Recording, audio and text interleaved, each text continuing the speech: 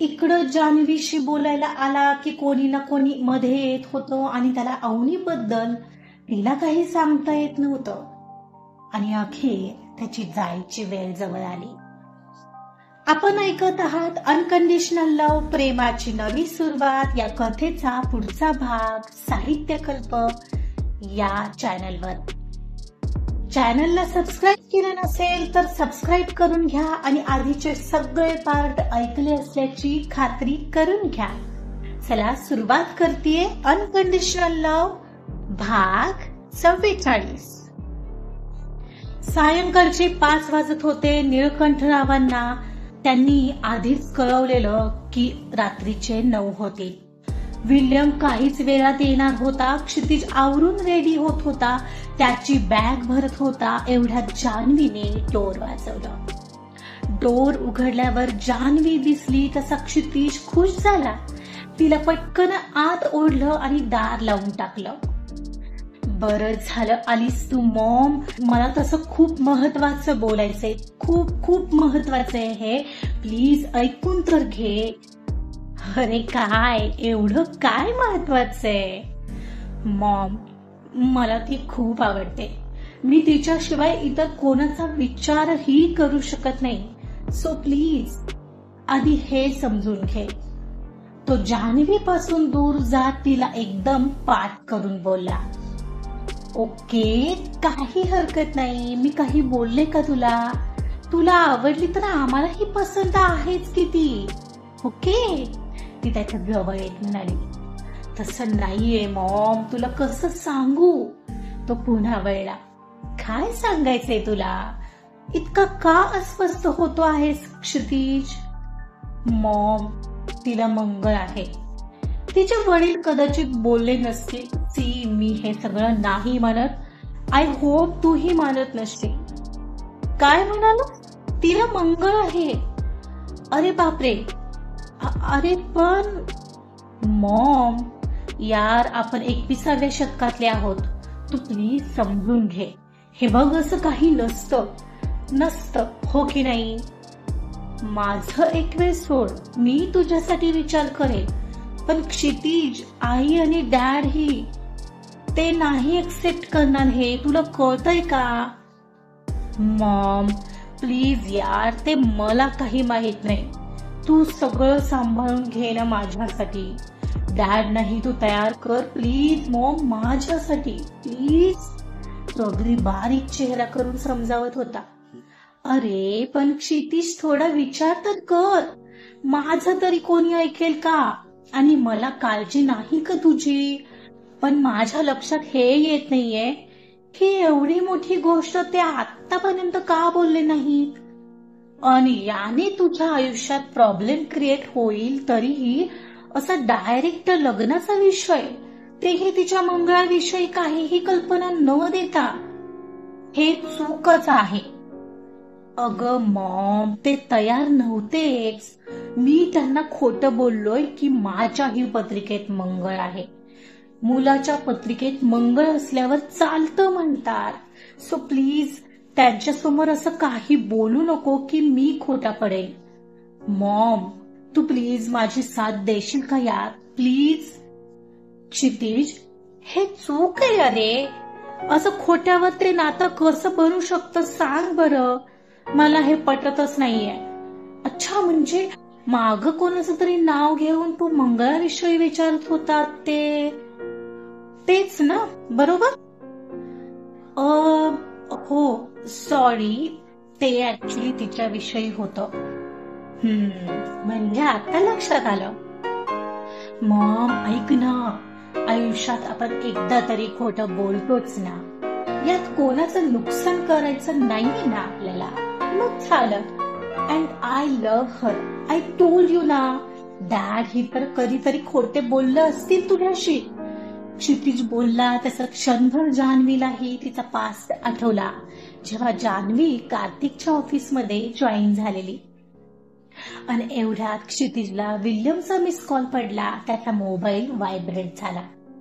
ओ, William पोहोचला वाटतं खाली. मॉम, मला जायला हवं. आय होप तू सगळं सांभाळून घेशील माझ्यासाठी. Please Maugham, I love you Maugham. तिला बिलगून त्याने पटकन त्याची बॅग उचलली आणि जान्हवीच्या पाया पडत तिला म्हणाला, चल येतो मग.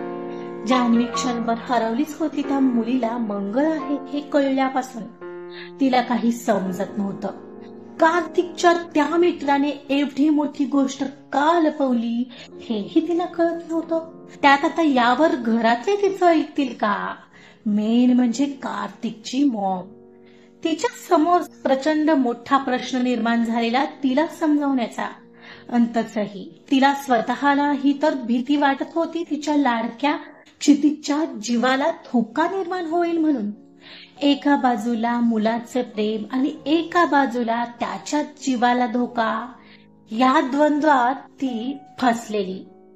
डोळ्यांसमोरून क्षितिज निघून गेला तशी तीही त्याच्या मागोमाग त्याला सोडायला गार्डन मध्ये आली. पण एवढ्यात विल्यमने कार स्टार्ट केली होती. क्षितिज तिला बाय करत फ्लाइंग किस देत होता आणि क्षणार्धात कार डोळ्याआड झाली. क्षितिज गावी परतत होता. कधी एकदा पोहोचतोय आणि अवनीला तिचा मोबाईल देतोय असं झालेलं त्याला. अनभिज्ञ होता तो. घरात त्याच्या एका होकारावर त्यांची एंगेजमेंट ठरवली जात होती. त्याला मात्र कल्पनाच नव्हती की ती एंगेजमेंट अवनी नाही श्रावणी सोबत ठरवली जात आहे. दोघींच्या नावाचा उल्लेख जो झालाच नव्हता अन नकळत तो अवनीच्या जवळ नाही दूर निघालाय. 4 तासांच्या प्रवासानंतर रात्री 9च्या सुमारास क्षितिज आणि विल्यम गावी पोहोचले. कार थांबताच क्षितिज एका वेगळ्याच ओढीने कारमधून उतरला. सामान न घेताच पहिला आत आला, फक्त तिचा मोबाईल घेऊन. आत येताच त्याची नजर अर्थात अवनीला शोधत होती. अवनीला शोधत तो डायरेक्ट त्यांच्या किचनकडे आला तर आतमध्ये मंजू आणि तिचं काहीतरी बोलणं चाललेलं. शिवराम आणि बाबा चक्क या वेळेला कुठं दिसत नव्हते. मग तो पहिल्यांदा किचनचा उंबरा ओलांडून आत किचन मध्ये आला. मंजू, 9 वाजत आले क? अजून कसे पोहोचले नसतील ते? अवनीने काळजीने विचारलं. ताई, अगं येतील, अजून थांबू 5-10 मिनिटं. त्यात बाबाही नाहीत ना ग आज घरी, नाहीतर फोन करायला लावला असता त्यांना कुठं आलेत पाहायला म्हणून. म्हणत मंजू वळली आणि तिला आत आलेला क्षितिज दिसला.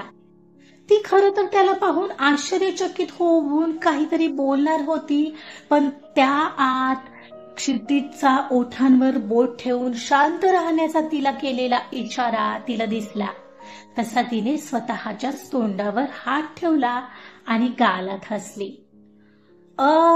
ताई, मी एक काम करते, बघते एकदा बाहेर जाऊन आलेत का ते, म्हणत ती बाहेर सटकली. अगं ते आल्यावर त्यांच्या गाडीचा आवाज येईलच ना, अवनी वळून तिला सांगणार, पण मंजू ऐकायला थांबलीच नव्हती आणि तेवढ्या तिच्या वळण्यापुरतं क्षितिज तिथंच बाजूला लपला. तिचा किचन कट्टा साफ करायचा चाललेला. तिच्याच धुंदीत त्याचा चेहरा डोळ्यासमोर आठवून आता ते कधीही येतील या विचारात खुश होऊन तिचं काम चालू होतं. त्याने हातातला फोन फ्रीजवर हळूच ठेवला आणि पाठीमागून येत त्याने तिला अलगद किंचित जवळ घेतलं. काय ग, आले का ते? पाठीमागून झालेल्या त्या स्पर्शामुळे तिनं पुन्हा विचारलं. पण एवढ्यात पाठीमागून अगदीच चिकटल्याने त्याचा तो परफ्यूम तिला बरोबर लक्षात आला. डोक्यात ट्यूबलाईट पेटली की कदाचित तेच मागे आहेत आणि तोपर्यंत त्याची तिच्या भोवतीची पकड आणखीन घट्ट झालेली. तशी ती भरकन मागं वळली, वाढलेली हृदयस्पंदन सावरतच. अरे बापरे, तुम्ही कधी आलात आणि इथं आत काय करताय? ती थोडी मागे होत म्हणालेली, वाढलेला श्वास तसाच कंट्रोल करून. हे काय, आत्ताच आलोय, तो गोडस्मित करत म्हणाला. पण असं आत? अहो बाबा येतील आता कधीही.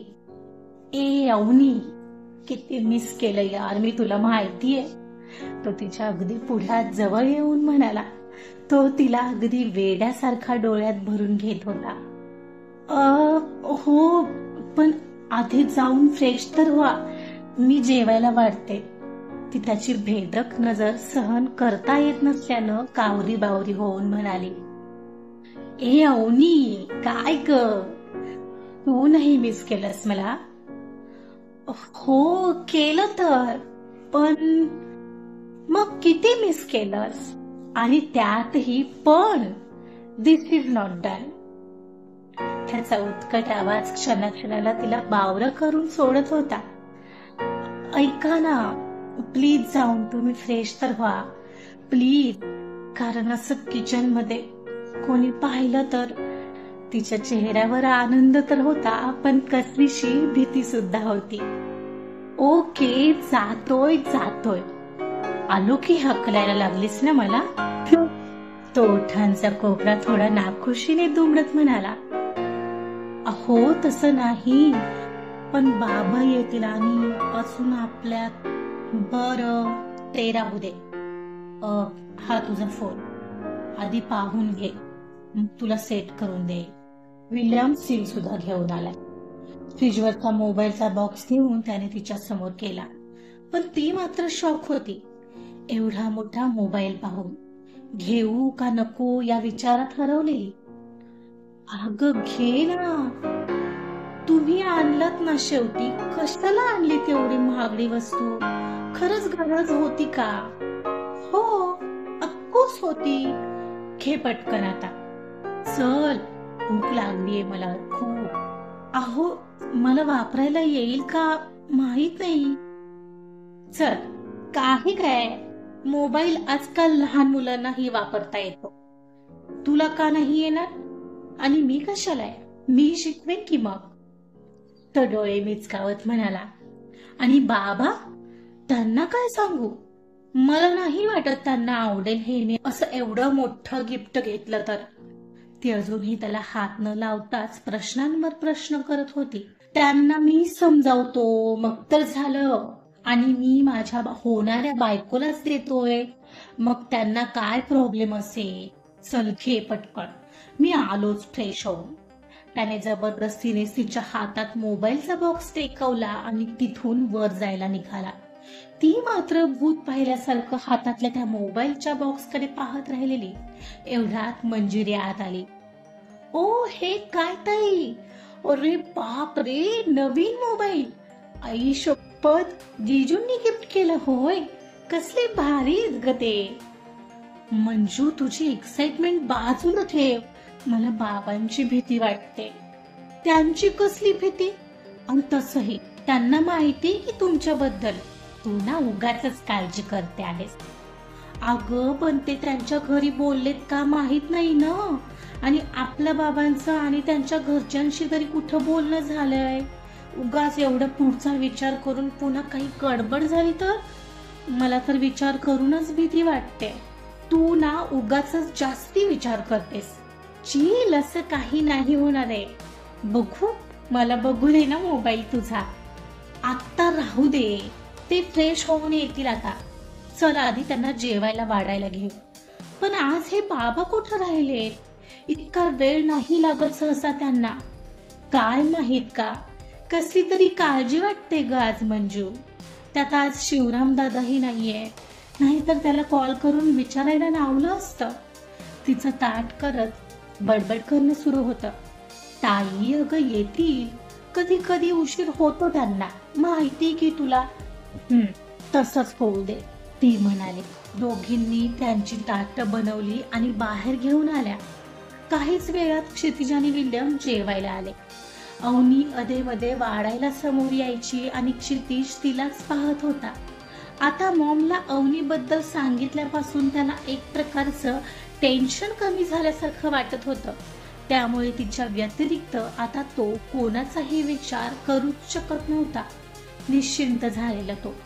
पण त्याला माहिती नव्हतं, नियतीने काहीतरी वेगळंच प्लॅन करून ठेवलेलं त्याच्या आयुष्यात, आणि जे त्याला अवनीपर्यंत नाही, अवनीपासून दूर नेऊ पाहत होतं.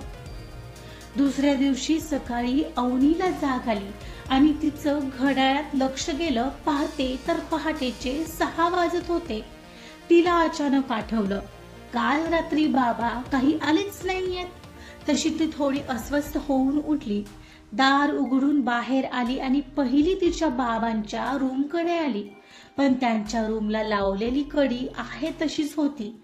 शिवाय वाड्याचं दारही तर बंद होतं. हो, ते आले असते तर आवाज दिला असता, पण हे बाबा कुठं राहिले काल? आतापर्यंत तर यायलाच हवे होते. तिला त्यांच्या काळजीने अस्वस्थ वाटत होतं.